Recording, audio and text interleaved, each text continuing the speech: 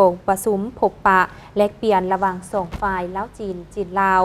โดยเฉพาะแม่นระหว่างกองบัญชาการทหารแขวงโบเกลและกองบัญชาการตำรวจลาดตระเวนทางน้ำแขวงยูนนาน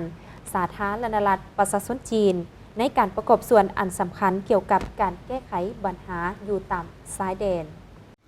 กองประชุมพบปะแลกเปลี่ยน2ฝ่ายลาวจีนลาวได้จัดขึ้นในวันที่24เมษายน2565อยู่ที่กองบัญชาการทหารแขวงโบเกลฝ่ายลาวนำโดยพลจัตวาบุญมีพามีไซหัวหน้าการเมืองกองบัญชาการทหารแขวงโบเกลฝ่ายจีนนำโดยพลตี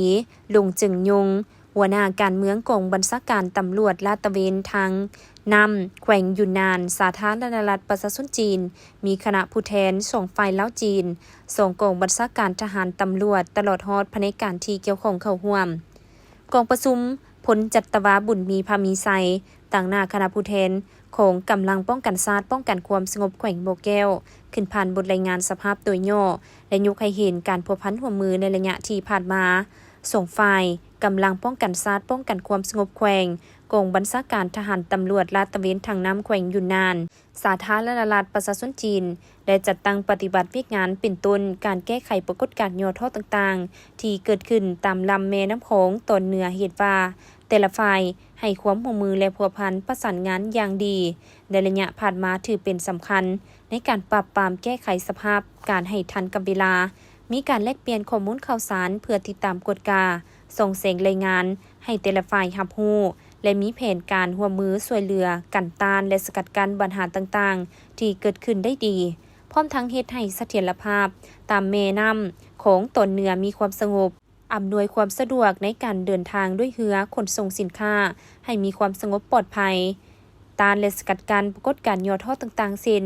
อาชญากรรมข้ามชาติการค้ามนุษย์เข้าออกเมืองผิดกฎหมายค้าขายยาเสพติดตามบริเวณชายแดนเลียบตามแม่น้ำโขงตอนเหนือเพื่อสร้างความอยู่เย็นเป็นสุขและสร้างแม่น้ำโขงให้เป็นแม่น้ำแห่งสันติภาพนอกนั้นยังได้รับการช่วยเหลือฝึกอบรมหัดแอบศิลปะยุทธวิธีทางน้ำให้พนักงานขนส่งกำลังป้องกันชาติป้องกันความสงบช่วยเหลือการซ่อมแปลงเรือเครื่องอุปกรณ์หับไส้เรือลาดตระเวนและได้รับโครงการก่อสร้างอื่นๆที่เป็นมูลค่ามหาศาลในตอนท้ายคณะผู้แทนกองประชุมทั้งสองฝ่ายก็ได้แสดงความขอบใจซึ่งกันและกันซึ่งได้ให้การร่วมมือสองฝ่ายเป็นเอกภาพในหลายปัญหาที่สำคัญอันเป็นการประกอบส่วนอันสำคัญเกี่ยวกับการแก้ไขตามชายแดนลาวจีนลาวให้ดีขึ้นเป็นก้าวๆมีความสอดคล้องก้าวไปสู่การร่วมมือสองชาติให้มีความสงบโดยพื้นฐานจากนั้นคณะผู้แทนทั้งสองฝ่ายยังได้เดินชม